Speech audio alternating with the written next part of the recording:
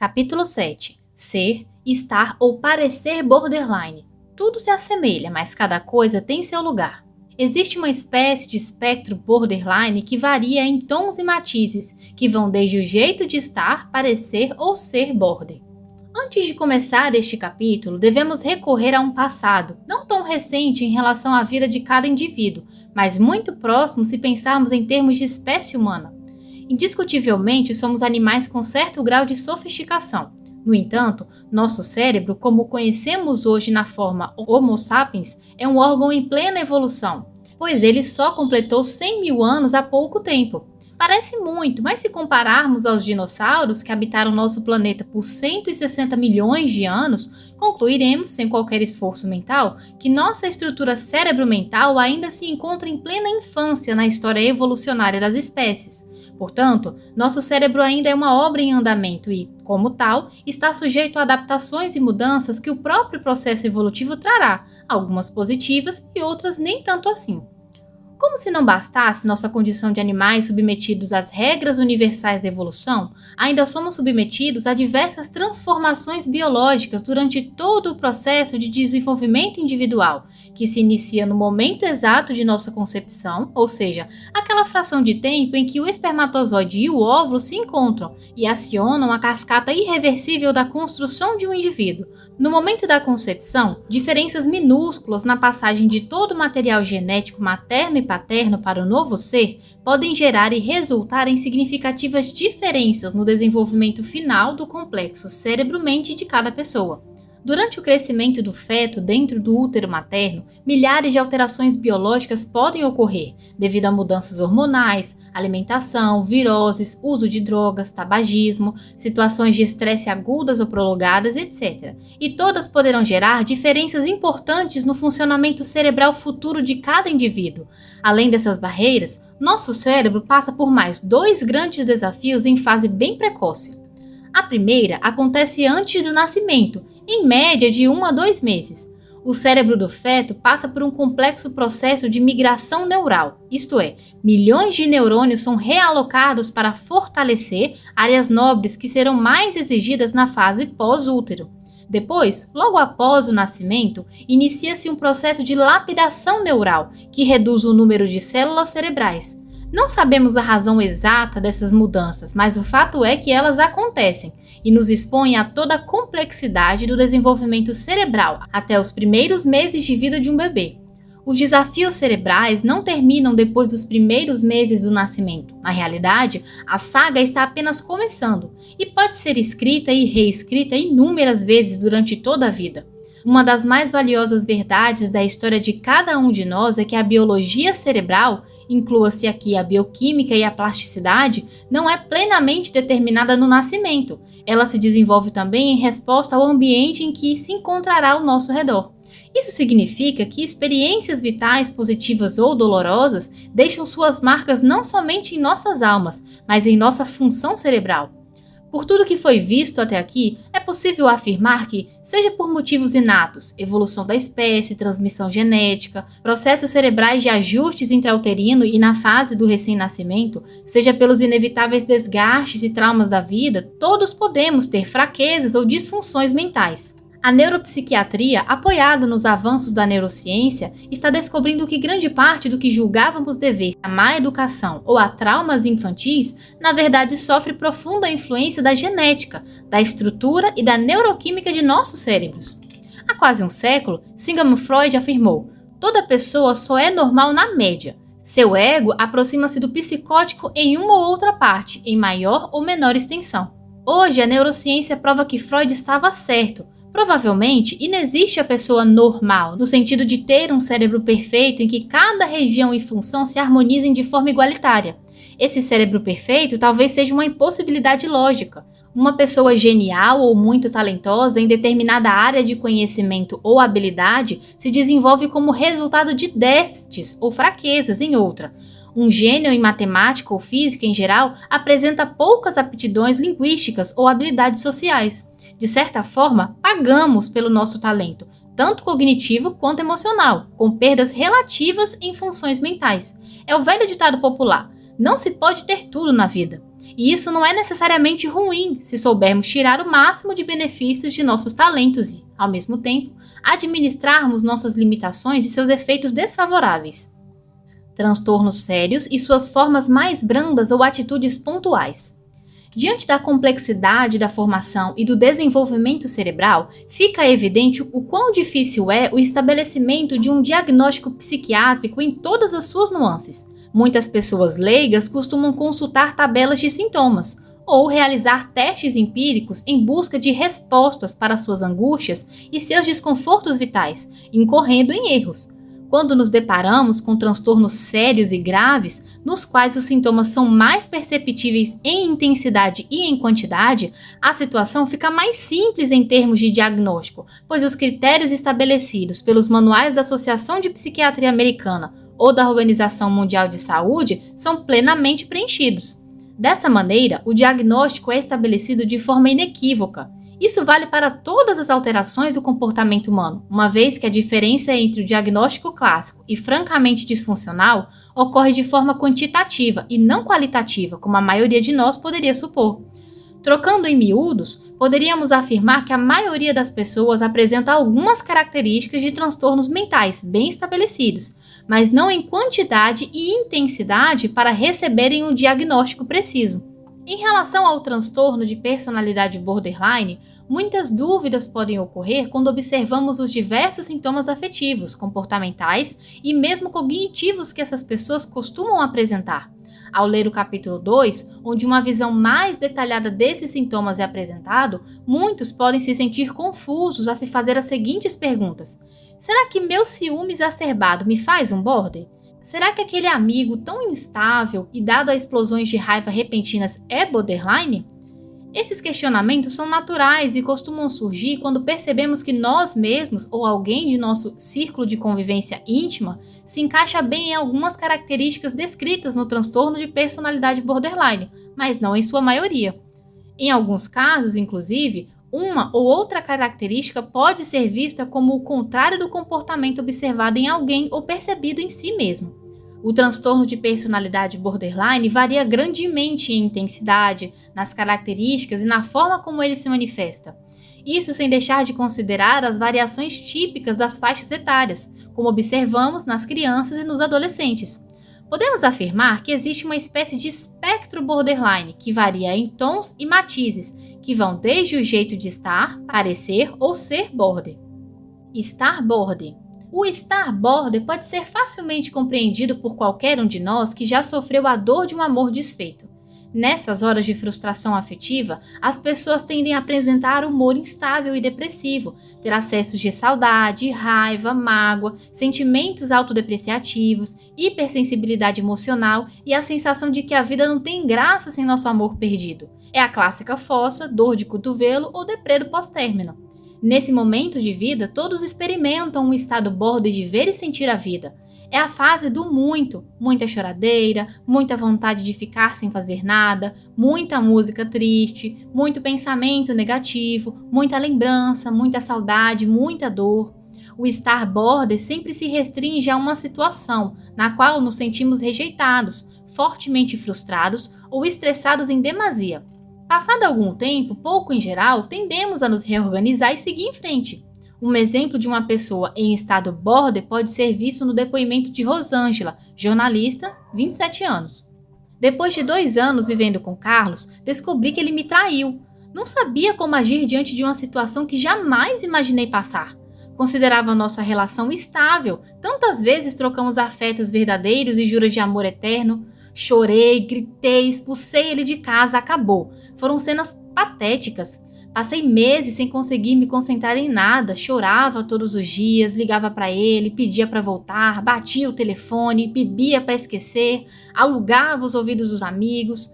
Minhas companheiras diárias eram as músicas de amor perdido, de vingança ou apenas tentar lembrar dos tempos bons. Era uma forma de não esquecê-lo. Que dor, meu Deus! Parecer border. O parecer border já implica um jeito de ser e agir que lembra a personalidade borderline, mas essas pessoas não preenchem os critérios diagnósticos necessários para serem classificadas como portadoras do transtorno propriamente dito.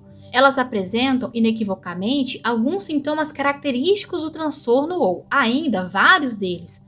No entanto, a intensidade e a frequência dos mesmos são insuficientes para caracterizar o caso clássico de personalidade borderline. Em situações como essa, costumam usar o conceito de traço. Mas o que é um traço? Quando olhamos um desenho tracejado, com suas linhas descontínuas e formas incompletas, conseguimos entrever sua totalidade. Podemos saber o que está desenhado, embora vejamos claramente que o desenho não está completo. O que vemos são traços, mas já há uma forma ali. De maneira análoga, quando colhemos informações de um paciente, tentamos estabelecer um diagnóstico seguindo a direção para a qual estas nos guiam. Em determinadas situações, conseguimos estabelecê-lo de forma precisa, porém, na maioria das vezes, esse processo é mais complexo e não conseguimos o diagnóstico de forma definitiva. Assim, os traços formam um esboço de algo, mas não são suficientes para se fazer a arte final. Porém, não podemos esquecer que o esboço não é a figura amorfa, ele sempre diz algo ou aponta para algo. Saber identificar os traços de um transtorno pode ser tão transformador e produtivo quanto fazer um diagnóstico preciso. As pessoas que procuram ajuda terapêutica em consultórios e ambulatórios psiquiátricos, em sua grande maioria, não podem nem devem ser classificados em uma categoria diagnóstica pré-estabelecida, mas certamente todas precisam e buscam ajuda para seus desconfortos. O fato de alguém apresentar traços do transtorno borderline não significa que não precise de atenção, orientação e até de tratamento. O que determina a necessidade de tratamento em um indivíduo com traços border não é o fato de ele ter ou não ter um transtorno psíquico, e sim o fato de ele apresentar níveis significativos de desconforto vital que permeiam e limitam sua vida e a das pessoas com as quais ele mantém uma convivência mais próxima. Para se ter uma ideia de como duas características border podem ser insuficientes para ocasionar muitos problemas cotidianos, cito a dificuldade de se manter relações interpessoais estáveis e a forte tendência a se estabelecer dependência afetiva que, em geral, está presente em pessoas com traços border. Apenas esses dois sintomas não configuram um transtorno em si, mas pela minha experiência clínica e observação empírica, mais da metade das consultas psicológicas ou psiquiátricas está relacionada a problemas de dependência afetiva. Na maioria dos casos, essas pessoas têm consciência do quanto suas relações são nocivas e procuram ajuda especializada justamente por não se sentirem capazes de dar um basta na situação. A obstinação em manter uma relação sem cabimento acaba por trazer prejuízos em outros setores da vida dessas pessoas, como profissional, social ou familiar. O resultado disso? Muito sofrimento, desconforto, baixo desempenho no trabalho, pensamentos obsessivos, desentendimentos e brigas com amigos e familiares. E assim vai ladeira abaixo a estabilidade vital. Por incrível que pareça, as pessoas que apresentam traços border e não o transtorno clássico costumam manifestar um nível de sofrimento mais elevado que as personalidades borderline. E isso é mais fácil de entender, já que elas têm níveis de consciência e autoavaliação bem mais expressivos e funcionais que as versões mais completas, isso é, quem sofre do transtorno de personalidade borderline propriamente dito. Dessa forma, a percepção de sucessivas frustrações afetivas e das consequências advindas delas desencadeia sentimento de vergonha, autodepreciação e até quadros depressivos. Em contrapartida, a autopercepção mais eficaz torna essas pessoas mais suscetíveis a buscar e a aceitar ajuda especializada. Por esse aspecto, elas tendem a apresentar ótimos resultados terapêuticos e muitas conseguem alcançar mudanças expressivas em suas vidas.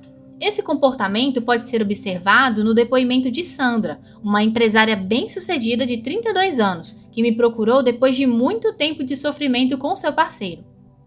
Perdi as contas de quantas vezes ele me abandonou e eu aceitei de volta. Nós estamos juntos há mais de 6 anos. Ele não trabalha e sei que ainda está comigo só porque eu banco o conforto dele. Realmente, ele tem tudo o que quer.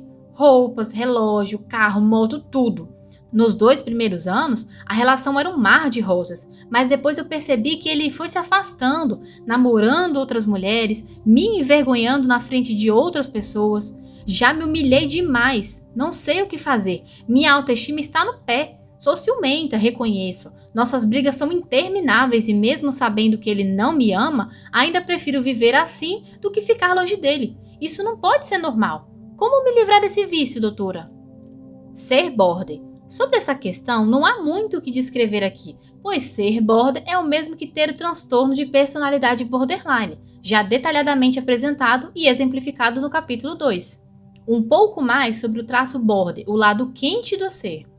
Como descrito no início desse capítulo, ter um cérebro perfeito, cujas áreas e funcionamentos sejam homogêneos, sem nenhuma falha, é uma impossibilidade científica.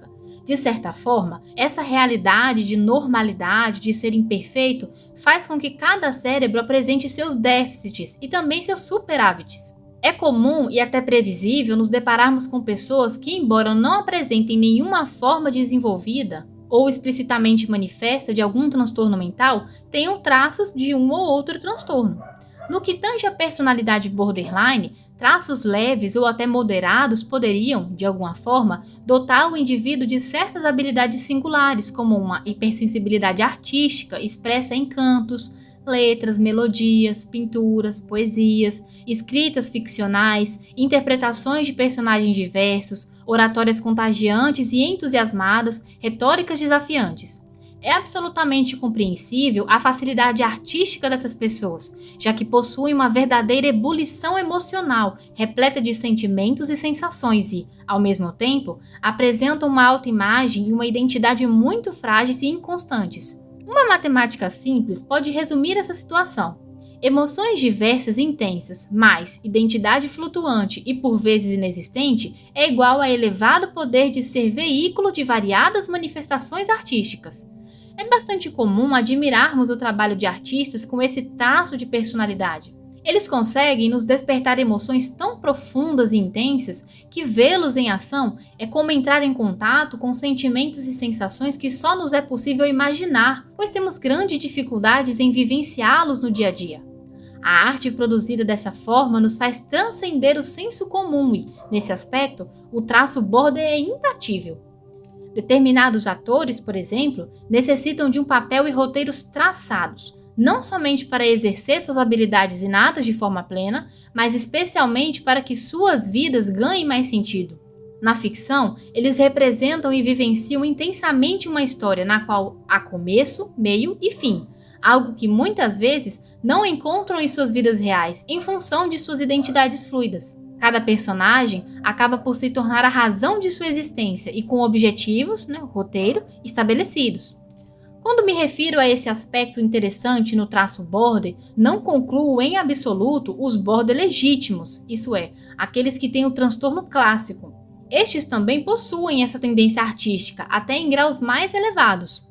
No entanto, os portadores do transtorno costumam ser mais instáveis, intensos e disfuncionais, que suas carreiras tendem a ser marcadas não somente pelo brilhantismo de suas performances artísticas, mas também e, infelizmente, em alguns casos, até mais marcados por escândalos, drogas, sexo e rock and roll. Eles fazem trabalhos extraordinários, porém de forma pontual, e suas carreiras são permeadas de altos e baixos profundos, assim como suas vidas afetivas e suas relações interpessoais em geral. No capítulo 9, abordarei alguns desses grandes talentos instáveis, polêmicos e tão autodestrutivos. Por essas razões, as pessoas com traços border costumam ter a vida profissional mais estável e, quando construída em cima de um talento artístico testado e reconhecido, os próprios desafios ou dificuldades a serem enfrentados e transcendidos na trajetória elaborativa do indivíduo transformam-se em parâmetros ou guias eficazes para que ele tenha um alicerce básico para sua identidade e sua estabilidade vital. Quando tratamos uma pessoa com traço border, o que fazemos de fato é aumentar seu poder de autoavaliação, dotá-la de mecanismos próprios e eficazes de enfrentar suas disfuncionalidades e conduzi-la ao exercício persistente e desafiador de seus melhores talentos. É como se desenvolvêssemos nela o vício positivo e terapêutico de ser e exercer a sua melhor face. Isso cria identidade pessoal, melhora a autoavaliação e abre caminho para que as relações interpessoais sejam mais estáveis. O desafio de tratar o indivíduo com um transtorno de personalidade borderline clássico é bem maior e árduo, como será visto no capítulo dedicado ao tratamento dos diversos aspectos desse transtorno.